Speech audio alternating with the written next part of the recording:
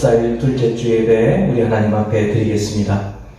온 땅이여 여호와께 즐거운 찬송을 부를지어다. 기쁨으로 여호와를 섬기며 노래하면서 그의 앞에 나아갈지어다. 여호와가 우리 하나님이신 줄 너희는 알지어다. 그는 우리를 지으신 이요 우리는 그의 것이니 그의 백성이요 그의 기르시는 양이로다. 감사함으로 그의 문에 들어가며 찬송함으로 그의 궁정에 들어가서 그에게 감사하며 그의 이름을 송축할지어다. 아멘.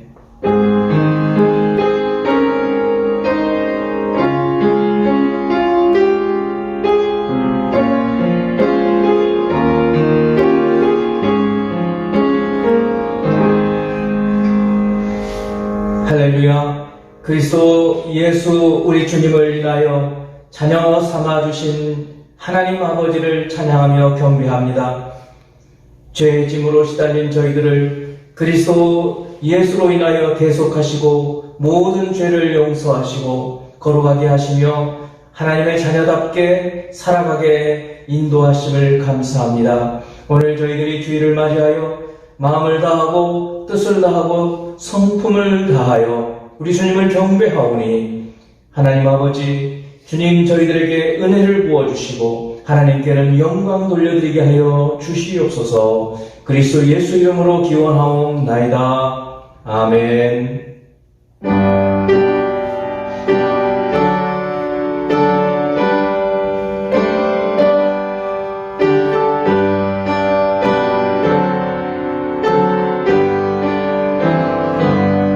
찬양 성부 성자 성령 성삼위일체께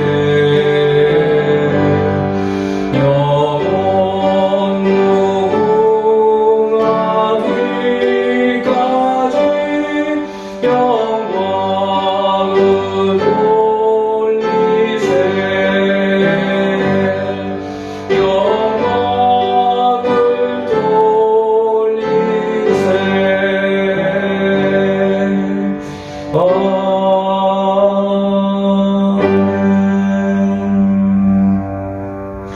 우리의 지난 삶을 돌아보며 참회 기도하는 시간 같습니다. 변함없는 오래 참으심의 사랑으로 인하여 우리를 예배 자리에 다시 나오게 하여 주신 은혜가 풍성하신 하나님 아버지, 이 예배 시간이 얼마나 복된 시간인지 더 깊이 깨닫고 감사하게 하시고 하나님을 기쁘시게 하는 삶을 살아가기를 원합니다. 그렇게 하지 못하였던 지난 주간의 삶을 돌아보며 회개합니다. 어리석은 저희들이 하나님의 뜻을 온전히 다 헤아리지도 못하며 또한 주님의 뜻을 알고도 마음은 원이로되 육신이 약하다 하면서 따르지 못하는 것들을 하나님 불쌍히 여기시고 시험에 들지 않고 늘 깨어 기도하라 하신 주님의 분부의 말씀대로 하나님 아버지 마음이 원하는 대로 행하지 못하는 것이 바로 시험에 든 것임을 알게 하시고 더 깨어 기도하는 저희들이 되어지기를 원합니다. 그렇게 살지 못하였음을 용서하여 주옵소서. 우리 성도들의 삶을 돌아보며 애통하며 함께 중보 기도하지 못하였음을 또한 용서하여 주옵소서. 돌이켜보며 또 기도하는 저희들이 되기를 원하고 기도합니다. 오늘 세상에 참으로 험악한 많은 일들이 있사오니 아버지 하나님 그 악한 일들을 볼 때마다 하나님 저희들이 또한 중보 기도하게 하여 주시고 불쌍히 여겨주시기만을 위하여 기도하게 하여 주시고 나라의 통치자들을 위하여 기도하게 하시며 또한 삶의 구석구석으로 하나님 그 주님의 은혜와 은총이 필요한 곳에 주의 은혜가 임하도록 간구할 수 있는 저희들이 되기를 원합니다. 하나님 기도가 부족한 저희들을 용서해 주시고 더 기도하러 하나님 무릎으로 주님 앞에 나가는 저희들이 되게 하여 주시옵소서. 오늘도 예배를 드릴 때 영과 진리로 드리는 예배가 되게 하여 도와주시옵소서. 이제 우리의 은밀한 죄를 침묵으로 우리 하나님께 고백합니다.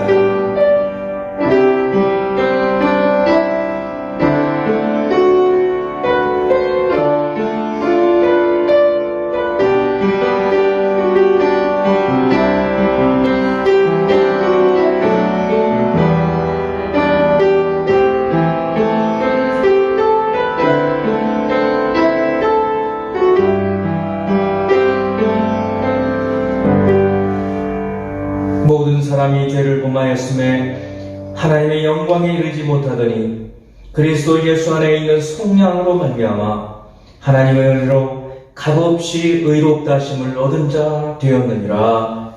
아멘. 나는 전능하신 아버지 하나님 천지의 창조주를 믿습니다. 나는 그의 유일하신 아들 우리 주 예수 그리스도를 믿습니다.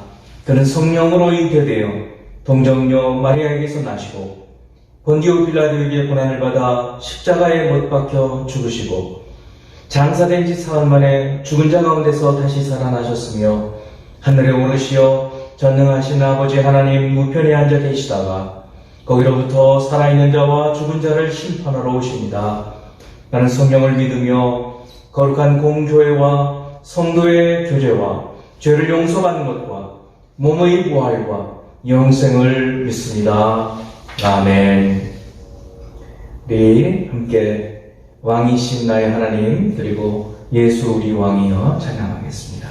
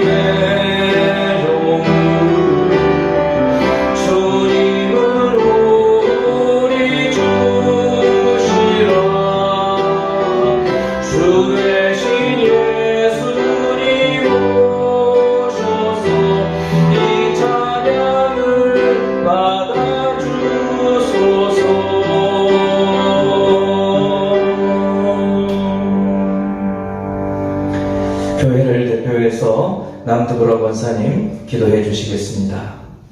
온 세상 만물을 주관하신 하나님 아버지, 성도들이 함께 모여 예배드리기 어려운 시기지만 이렇게 좋은 기술로 말씀을 듣고 기도를 드리고 예배 드릴 수 있게 해 주셔서 감사합니다. 다만 바라는 것은 우리 성도들이 온라인 예배라도 몸과 마음과 정성을 다해서 하나님을 만나고 어느 때보다 사람 앞에 아닌 하나님 앞에서 믿음을 지키고 신앙을 지켜나가는 공동체가 되기를 기도합니다.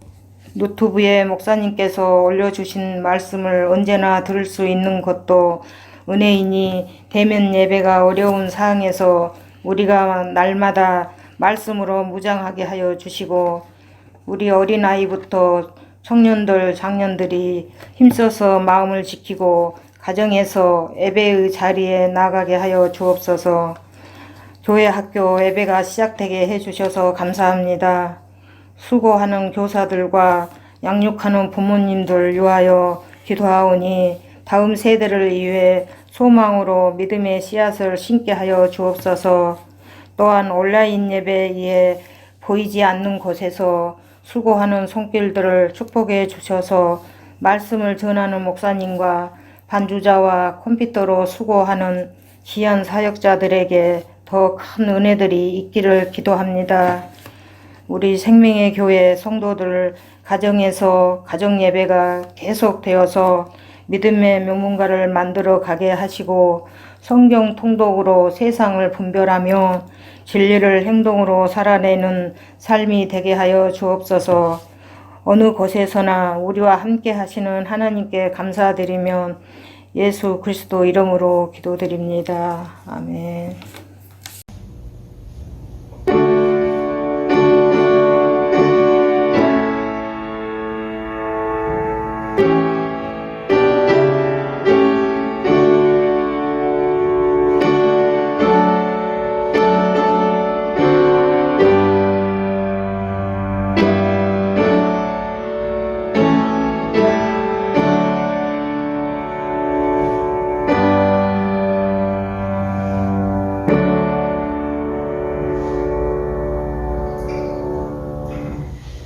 오늘 하나님 말씀은 사사기 17장 1절에서 6절까지 말씀입니다. 사사기 17장 1절에서 6절까지 말씀입니다. 에브라임 산지에 미가라 이름하는 사람이 있더니 그의 어머니에게 이르되 어머니께서 은 1,100을 잃어버리셨으므로 저주하시고 내 귀에도 말씀하셨더니 보소서 그 은이 내게 있나이다. 내가 그것을 가졌나이다 하니 그의 어머니가 이르되 내 아들이 여호와께 복 받기를 원하노라 하니라. 미가가 은 1,100을 그의 어머니에게 도로 주매 그의 어머니가 이르되 내가 내 아들을 위하여 한 신상을 새기며 한 신상을 부어 만들기 위해 내 손에서 이 은을 여호와께 거룩히 드리노라. 그러므로 내가 이제 이 은을 네게 도로 주리라. 미가가 그 은을 그의 어머니에게 도로 주었으므로 어머니가 그 은 200을 가져다가 은장석에게 주어 한 신상을 새기고 한 신상을 부어 만들었더니 그 신상이 미가의 집에 있더라. 그 사람 미가에게 신당이 있으므로 그가 에봇과 드라빔을 만들고 한 아들을 세워 그의 제사장으로 삼았더라.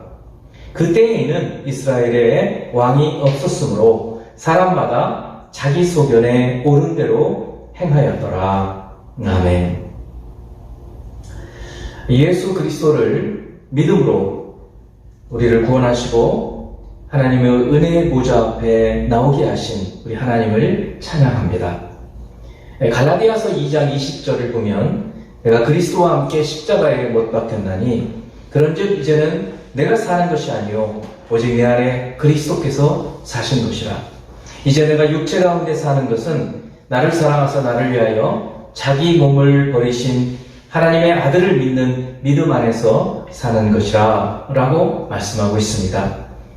그리스도께서 십자가에 못 박히실 때 영적으로 믿음으로 우리도 우리 죄와 함께 십자가에 못 박혀서 우리의 죄가 사라지고 우리의 죄가 죽고 우리의 죄악된 우리의 삶도 죽었음을 믿는 것입니다.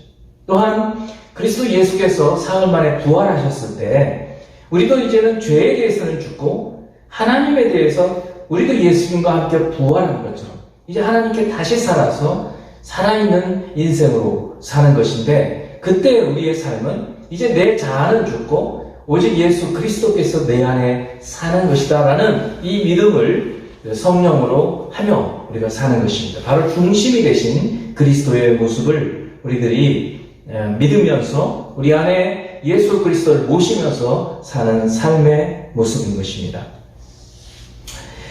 이처럼 우리를 위해 죽으신 예수 그리스도가 우리의 중심에 살아계심을 믿으며 사는 사람들은 복이 있는 사람들입니다. 오늘 말씀을 통해 우리의 중심이 되신 그리스도를 더 깊이 믿고 그리스도를 따라 사는 저희가 되기 바랍니다. 먼저 사사시대와 그 불행한 삶의 모습을 먼저 보도록 하겠습니다. 오늘 이야기는 사사들이 활동하던 시대에 있었던 일입니다. 이때는 여호수아가 죽고 그 세대의 사람도 다 죽고 그 후 하나님을 알지 못하던 세대가 살았던 시대입니다. 사사기 2장 8절에서 10절 말씀을 보면 여호와의 종 눈의 아들 여호수아가 110세의 죽음에 무리가 그의 기업의 경내 에브라임 산지 가스산 북쪽 딥낫 헤레스에 장사하였고 그 세대의 사람도 다 그 조상들에게로 돌아갔고 그 후에 일어난 다른 세대는 여호와를 알지 못하며 여호와께서 이스라엘을 위하여 행하신 일도 알지 못하였더라. 두 가지를 알지 못했다고 말하고 있어요. 여호와 하나님을 알지 못했고 또 여호와 하나님께서 이스라엘 백성을 위해서 출애굽하고 광야를 걷게 하시고 그리고 정복전쟁을 하고 땅을 분배하고 하는 이 모든 과정에서 하나님께서 행하신 그 일을 알지 못했다. 다음 세대들이 그 후 세대들이 그것을 알지 못했다라고 이야기를 해주고 있습니다. 이들은 하나님과 하나님께서 행하신 일을 알지 못해서 결국 자기 마음대로 사는 거예요. 그래서 성경은 이렇게 하나님을 알지 못하고 하나님을 왕으로 모시지 않으면 반드시 하나님이 왕이셔야 하는데 그 하나님이 계셔야 할 자리에 계시지 않으면 다른 것이 그 왕의 자리를 차지한다고 말하고 있습니다. 그래서 바로 그 다음 구절 사사기 2장 11, 12절을 보면 이스라엘 자손이 여호와의 목전에 악을 행하여 바알들을 섬기며 여호와 하나님을 섬겨야 하는데 여호와 하나님을 모르니까 어떻게 누구를 섬기느냐면 바알이라는 우상을 섬기게 되는 거예요. 애굽 땅에서 그들을 인도하여 내신 그들의 조상들의 하나님 여호와를 버리고 다른 신들 곧 그들의 주위에 있는 백성의 신들을 따라 그들에게 절하여 여호와를 진노하시게 하였다. 이렇게 말씀하고 있는 것입니다. 하나님의 택하신 백성이 하나님을 버리면 다른 악한 것이 그 자리를 차지하게 되는 것입니다. 그렇게 되면 하나님은 진노하십니다. 그리고 징계하십니다. 그러면 하나님의 진노와 징계 아래에서 이스라엘 백성들은 어떻게 해요? 부르짖습니다. 고통 가운데에서. 부르짖으면 하나님은 불쌍히 여기셔서 그들을 구원해 주시고 그 사사들을 보내셔서 구원해 주시고 이렇게 구원해 주시면 그들이 또 잊어버리게 되는 것입니다. 이런 그 다음 그 사진을 보면 그런 모습이 또 나와 있죠. 죄 그리고 압제를 당하고 그리고 하나님께 간구하게 될 때 구원하고 잊어버리게 된다는 거예요. 또다시 죄를 짓게 돼요. 동심원이 점점 안쪽으로 들어가는 모습은 뭔가 하면 더 이게 심해져 간다는 거예요. 밀도가 아주 더 강해져 간다는 거예요. 그리고 결국은 아주 불행한 끝 결말을 보게 되는 것을 이 사사기가 보여주고 있고 오늘 17장부터 마지막 21장까지가 그러한 삶의 모습을 보여주고 있는 것입니다. 죄의 악순환입니다. 오늘날 신앙인들 가운데에도 이렇게 사는 사람들이 있습니다. 참으로 안타깝고 그리고 불행한 모습이죠. 하나님을 모르고 살다가 고통 가운데 전도를 받고 교회로 나와 예수 그리스도를 믿고 살다가 다시 하나님을 잊어버리고 고통 가운데 살다가 부르짖으면 하나님 구원해 주시고 응답해 주시고 또 그걸 망각하고 이것이 계속해서 반복되는 삶은 참으로 어리석고 또 불행한 삶인 것입니다. 훗날 이사야 선지자는 바로 이런 타락한 이사야 선지자 당시에 이스라엘 백성들의 유다 백성들에 대해서 이렇게 한탄하고 있습니다. 슬프다 범죄한 나라여 허물진 백성이요 행악의 종자여 행위가 부패한 자식이로다. 그들이 여호와를 버리며 이스라엘의 거룩하신 이를 만홀히 여겨 멀리하고 물러갔도다. 너희가 어찌하여 매를 더 맞으려고 패역을 거듭하느냐. 온 머리는 병들었고 온 마음은 피곤하였으며 발바닥에서 머리까지 성한 곳이 없이 상한 것과 터진 것과 새로 맞은 흔적뿐이거늘 그것을 싸매며 싸매며 기름으로 부드럽게 함을 받지 못하였도다. 너희의 땅은 황폐하였고 너희의 성읍들은 불에 탔고 너희의 표지는 너희 목전에서 이방인에게 삼켜졌으며 이방인에게 파괴됨 같이 황폐하였고 계속해서 이 하나님 아버지의 말씀을 거역하고 말씀을 따르지 않은 이스라엘 백성들, 다른 우상을 섬기는 이스라엘 백성들의 그 불행한 모습을 이렇게 한탄하고 있는 것입니다. 성도 여러분, 우리 모두 잠잠히 우리 자신들을 돌아보며 우리도 사사시대의 백성과 같이 죄의 악순환을 범하고 살고 있지 않은지 돌아보아야 합니다. 죄의 악순환의 고리를 끊고 불행한 삶에서 벗어나 생명의 길, 살 길을 찾아야 합니다. 어떻게 해야 죄의 악순환의 고리를 끊을 수 있을까요? 어떻게 죄의 악순환의 고리를 끊을 수 있을까? 이것을 생각하기보다 우선 무엇이 문제인지를 이제 먼저 찾아보고 그리고 어떻게 죄의 악순환의 고리를 끊어버릴 수 있을지를 살펴보도록 하겠습니다. 무엇이 문제일까? 먼저 사사기 17장 6절 말씀입니다. 그때는 오늘 본문의 마지막 절이죠. 이 오늘 본문의 마지막 절과 그리고 이 사사기의 맨 마지막 21장의 맨 마지막 절이 똑같아요.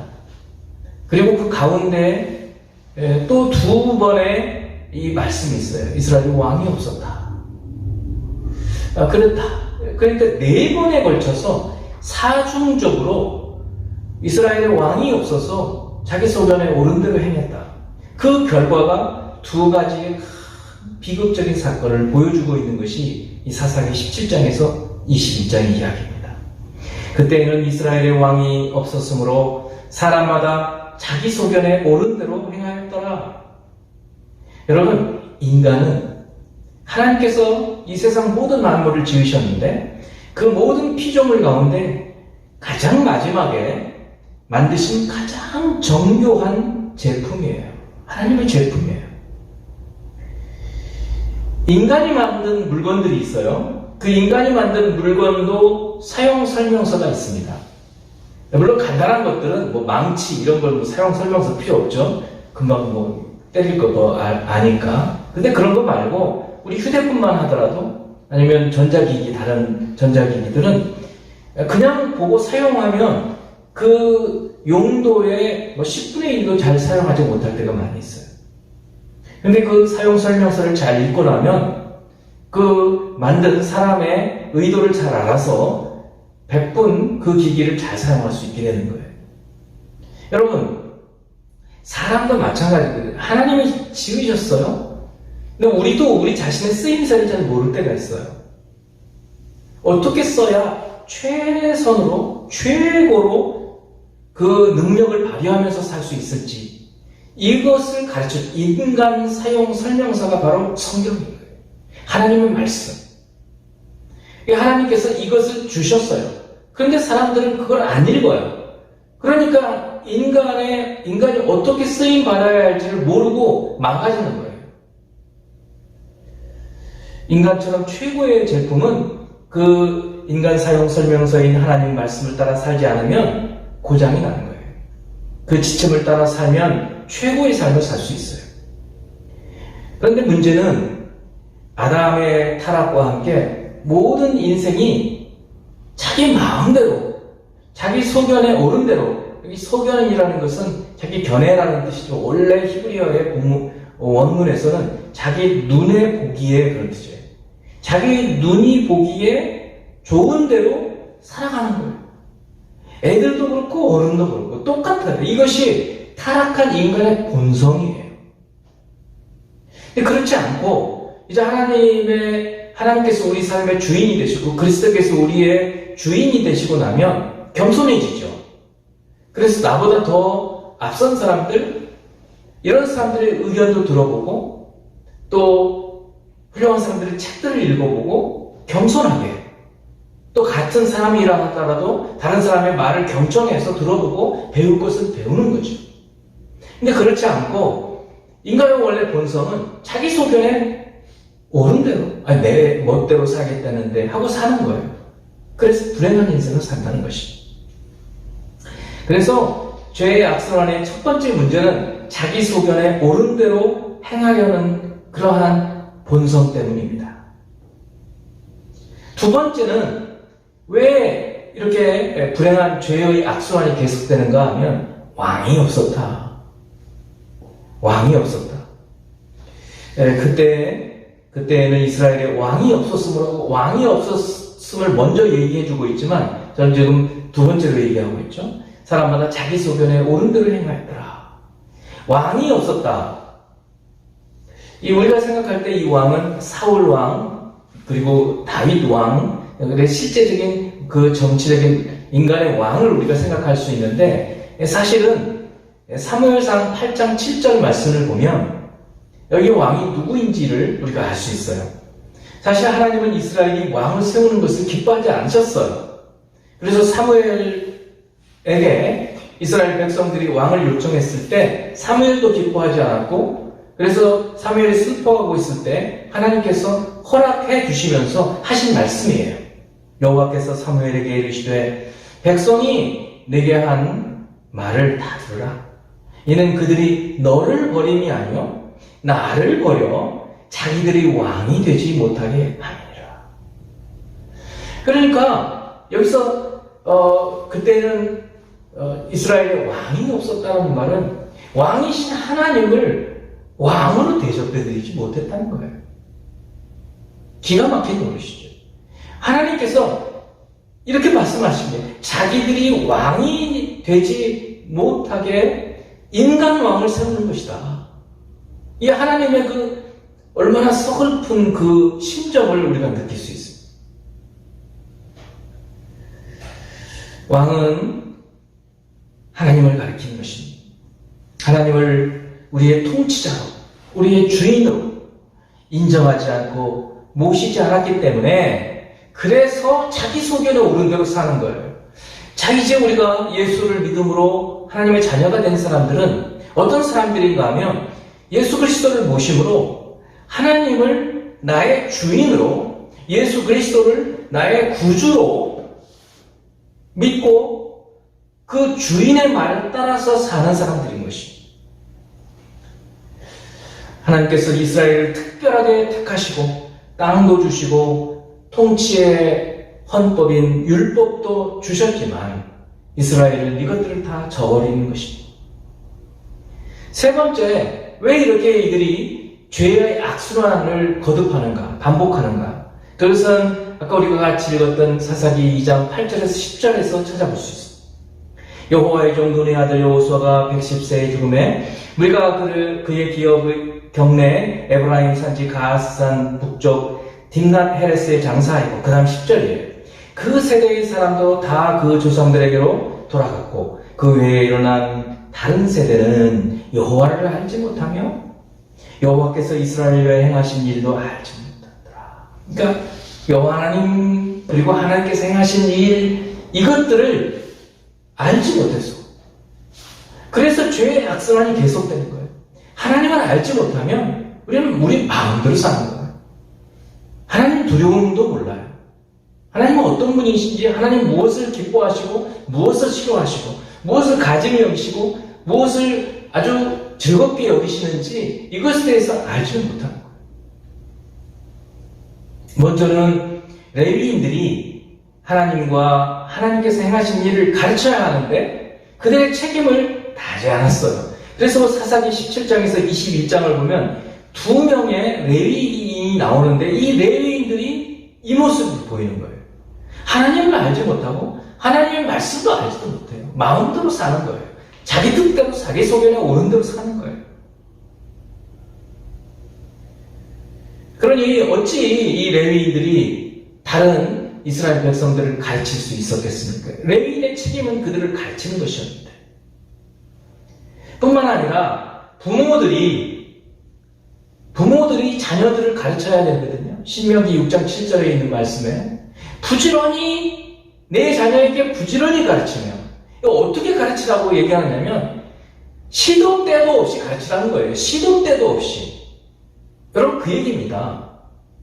언제든지 어떤 상황이든지 가르쳐야 될 때마다 가르치라는 얘기거든요. 그런데 부모들이 가르치지 않았어요. 그래서 이 사사기 17장에서 21장을 보면 두 부모 이야기가 나오는데 이 두 부모에게 다 실패한 얘기예요. 안 가르친 거예요. 그러니까 자식들이 마음대로 사는 거예요.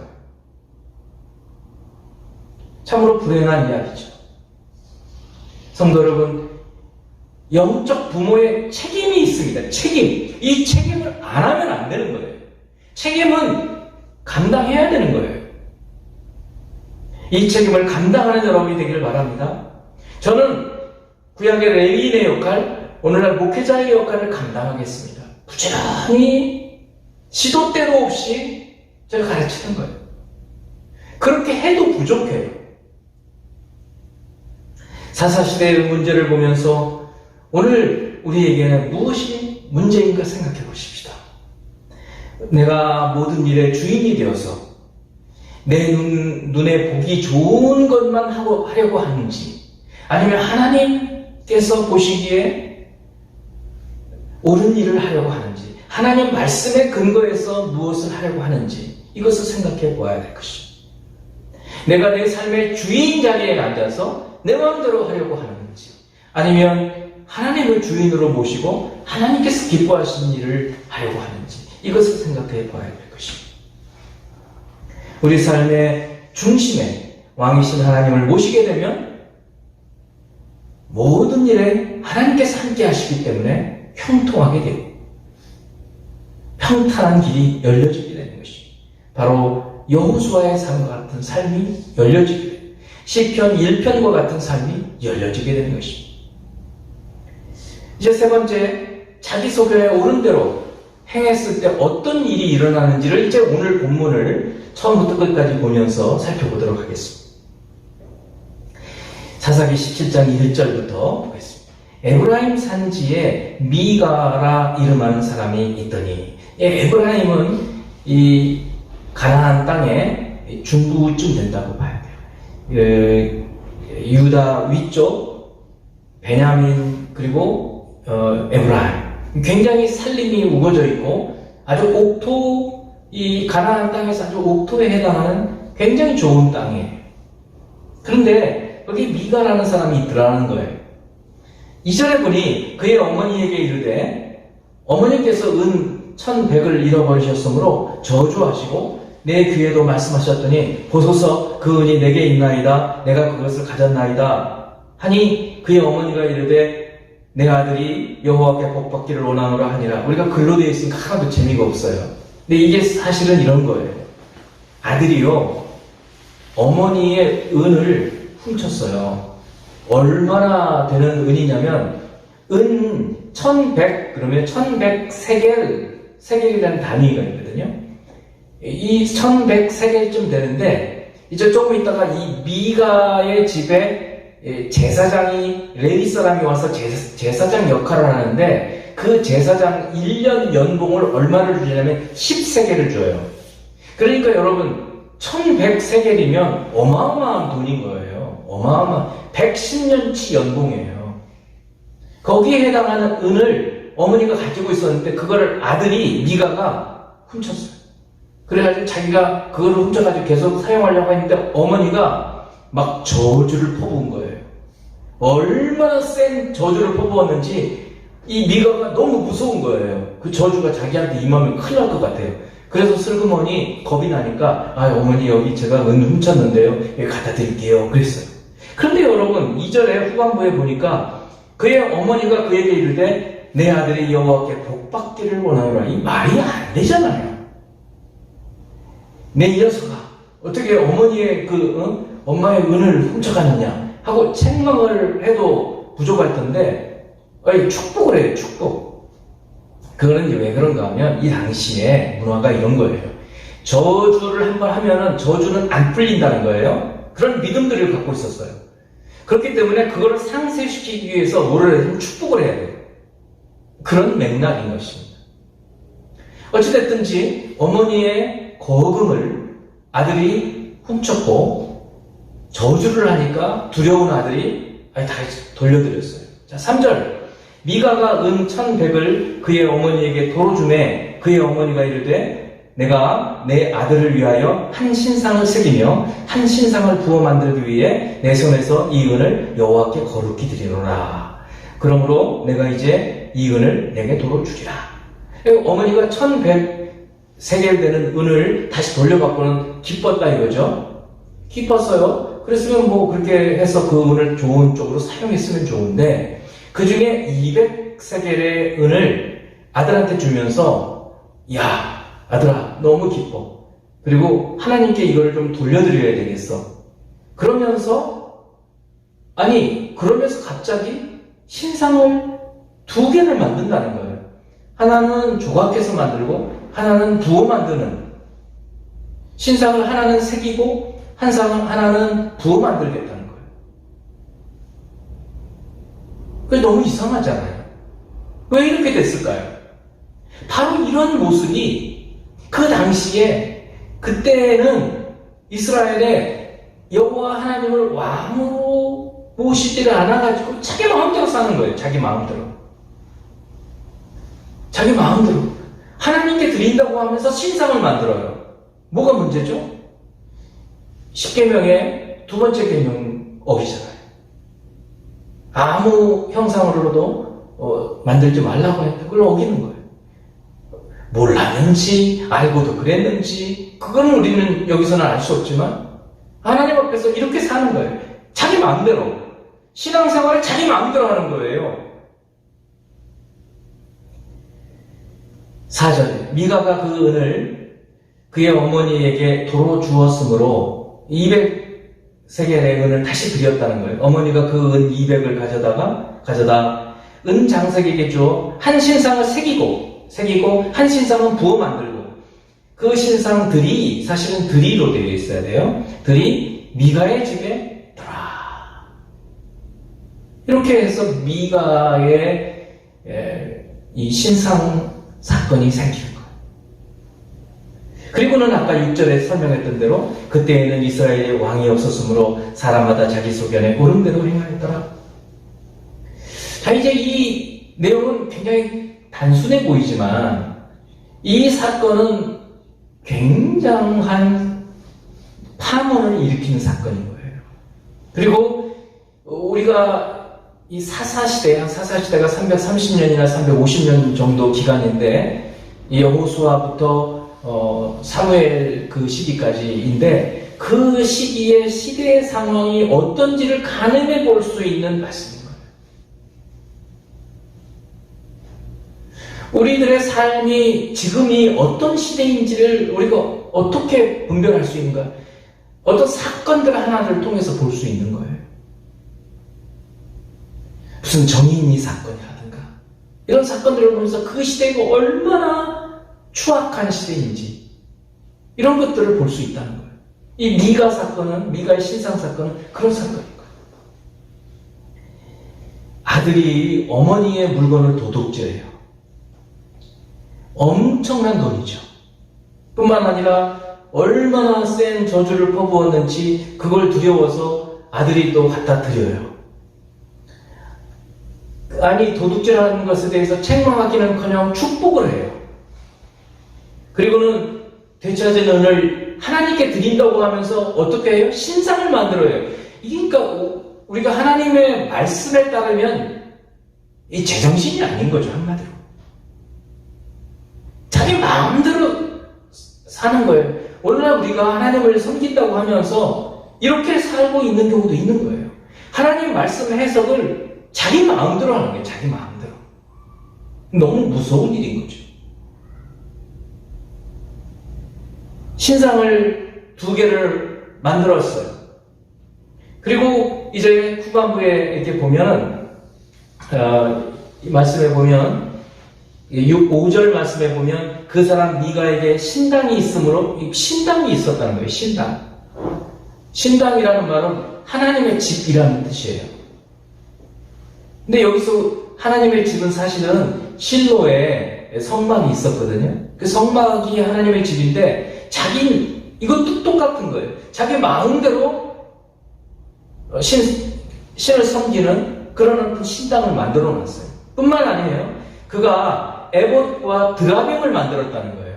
에봇은 뭔가 하면 제사장만이 입을 수 있는 이 조끼 같은 옷이에요.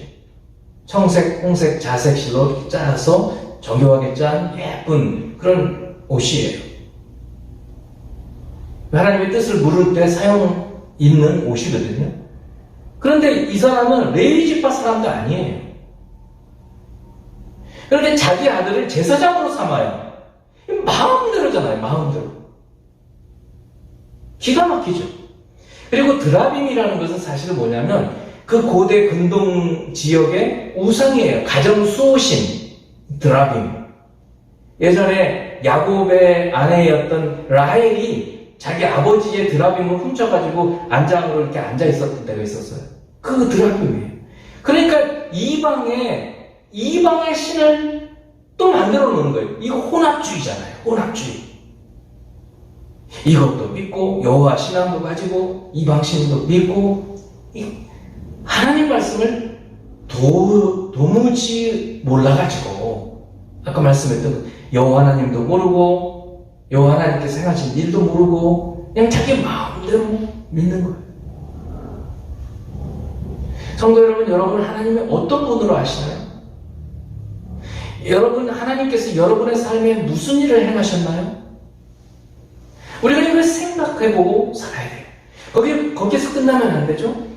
하나님은 어떤 분이신지를 자녀들에게 가르쳐 주어야 되는 거예요. 지금 이 시대가, 이 사사시대, 이 미가와 같은 이 모습, 그리고 조금 있다가 또 레위인이 쳐물어봐요. 그런 사건이 나오는데, 모두가 다 하나님을 알지 못하고, 하나님의 행하신 일을 알지 못했을 뿐만 아니라 그 후손들에게, 자녀들에게, 다음 세대들에게 가르치지 않았기 때문인 거예요. 부모의 책임은 자녀에게 부지런히 가르치고 목숨 걸고 가르쳐야 돼요. 교회에게 가르치는 책임이 있지 않아요.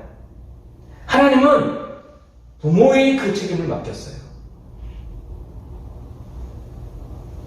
그래서 그 사람 미가에게 신당이 있으므로 그가 에봇과 드라빔을 만들고 한 아들을 세워 그의 제사장으로 삼았더라 그랬어요. 자기 아들은 그냥 제사장으로, 네 제사장 해, 이렇게. 오늘 본문은 여기서 끝나지만 여기서 끝나는 게 아니에요. 이것은 자기 한 가정의 제사장으로 삼았어요. 근데 조금 있으면 단 지파가 땅을 지금 정복을 해야 되는데 너무 그 이방 족속이 세니까 거기에서 정복을 못하고 다른 데로 이사 가야 되겠다고 생각하고 정탐을 가다가 이 미가의 집에 와서 미가의 집에 보니까 신상이 있고 제사장이 있는 거예요. 그래서 우리 좀 기도해줘. 그래서 잘 될 겁니다 하고 이 집에 와 있던 제사장이 기도를 해주니까 가가지고 보니까 좋은 곳이 있는 거예요. 그리고 나중에 돌아와서 이 단 지파 족속들이 전부 군사를 몰고 와가지고 이 미가의 집에 있던 신상을 뺏고 이 미가의 집에 있던 이 제사장을 뺏어가지고 자기네 지파에 가버리는 거예요. 그러니까 어떻게 되냐면 처음에는 한 집안의 제사장, 한 집안의 신상이 후에는 어떻게 한 지파의 신상, 한 지파의 제사장이 되는 거예요. 그리고 이 사람이 누군지를 알려주고 있어요. 누구냐 하면 모세의 손자라는 거예요. 기가 막힌 노릇 아니에요? 아니 모세의 손자가 이 짓을 하고 있는 거예요. 모세의 손자는 제사장이 될 수가 없어요. 아론의 후손만 될 수 있거든요. 그런데 자기가 제사장 역할을 하는 거예요. 이거는 도대체 뭐 하는 일인지 알 수 없을 정도로 자기 소견에 옳은 대로 행하는 거예요. 여러분, 오늘날에 신앙생활하는데 자기 마음대로 신앙생활하는 그런 사람들이 있어요. 참으로 두려운 일인 거예요. 어떻게 됐는지 아세요? 단 지파는 이제 북쪽으로 올라가서 단 지파 끝에 나중에 여로보암 왕이 금송아지 우상을 만들어 놓게 됩니다. 이 영향이 있는 거죠. 그러니까 어떻게 되느냐면 한 집 미가의 집의 우상과 제사장이 이제는 단 지파라고 하는 한 지파의 제사장과 우상이 될 뿐만 아니라 이제는 한 나라 북이스라엘 전체, 이 북이스라엘 전체의 우상 그리고 제사장, 그때 제사장들도 아무나 쓰는 거예요. 아무나. 이 전통이 이어져 가는 거예요. 얼마나 기가 막힌 역할입니까? 얼마나 악한 영향력을 미치고 있습니까? 여러분, 저와 여러분들이 하나님 말씀을 제대로 섬기고 하나님 말씀을 따라서 섬기지 않으면 제대로 안 섬기는 모습을 우리 자손들이 볼 거예요. 그리고는 엄청난 파급력을 가지게 될 거예요. 오늘 저희들이 그때는 이스라엘에 왕이 없었으므로 자기 소견에 옳은 대로 행하였더라. 왕이신 하나님을 제대로 알고 그분이 행하셨던 일들을 제대로 알게 될 때에야 비로소 내 마음대로 내 소견에 옳은 대로 내 눈이 보는데 내 눈에 보기에 좋은 대로 살지 않게 되는 거예요. 그래서 하나님 말씀을 철저히 알고 그런가 그렇지 않은가 분별을 해가면서 살아가야 되는 거예요. 부단하게 노력해야 돼요. 그리고 그 모든 말씀들을 자녀에게 부지런히 가르쳐서 나는 늦게 믿었지만 너는 처음부터 어릴 때부터 믿어야 돼. 나는 암송 잘 못하지만 우리 같이 노력해서 더 해보자.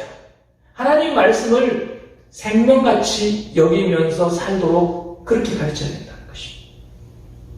총체적으로 오늘 말씀들을 보면 여호와 하나님의 신앙이 무너져 버리게 됩니다. 왜 그런가? 시작이 하나님을 왕으로 모시지 않았기 때문에 그래서 자기 소견에 옳은 대로 하게 되고 그리고 자녀들을 말씀으로 가르치지 않았기 때문에 이런 일들이 벌어져 버리고 여기서 끝나는 것이 아니라고 그랬습니다.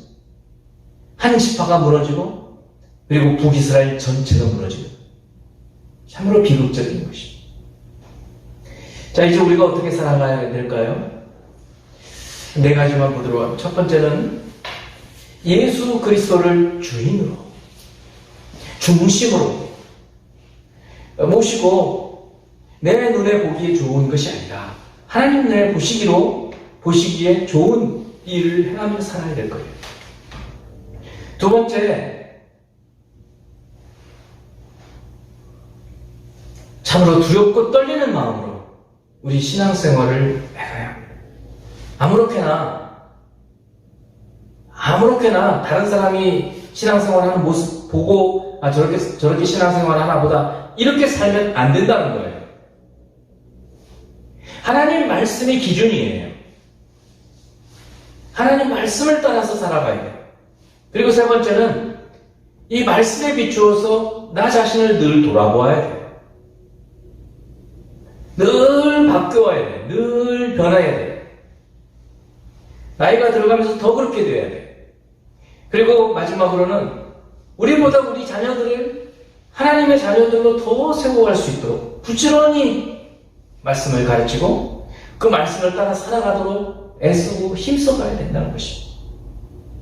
오늘 이 사사기의 17장부터 21장에 나오는 두 아주 끔찍한 사건, 하나는 영적인 타락, 영적 간음, 또 하나는 실제적인 육체적인 간음, 육체적인 타락으로 해서 한 지파, 베냐민이라고 하는 지파가 아주 몰살을 당하게 되는 그런 일들이 벌어지게 되는 거예요.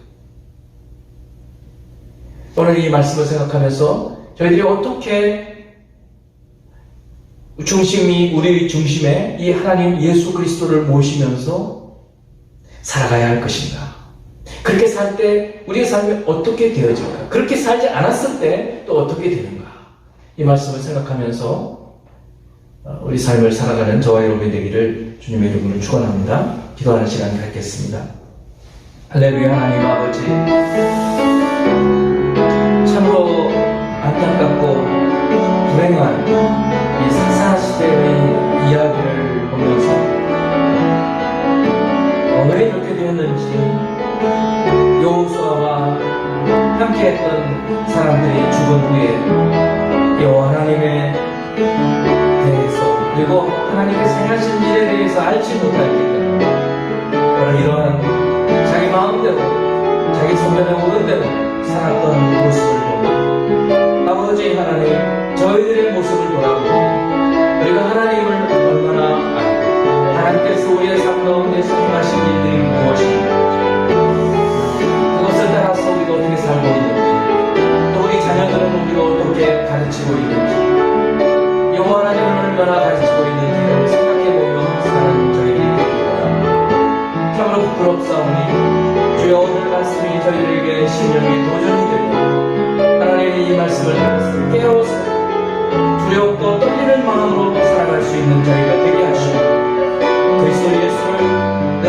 우리의 삶의 주인으로 모시고 내가 사는 시에 내가 사는 것이 아니라 그리스도 예수께서 사는 것이라고 고백하며 사는 저희가 되게 하여 주시고 말씀을 부지런히 자녀에게 때가 있든지 없든지 가르치며 살아갈 수 있는 저희들이 될 수 있도록 도와주시옵소서.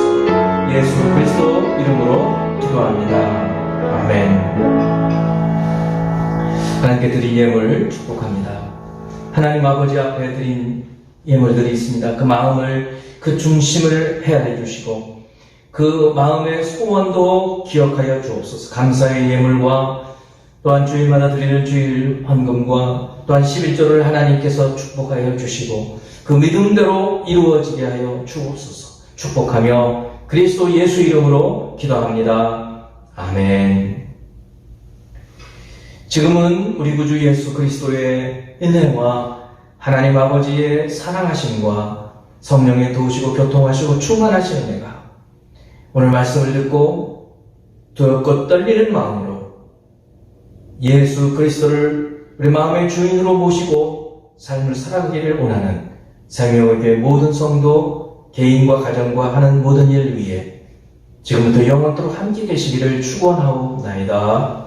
아멘.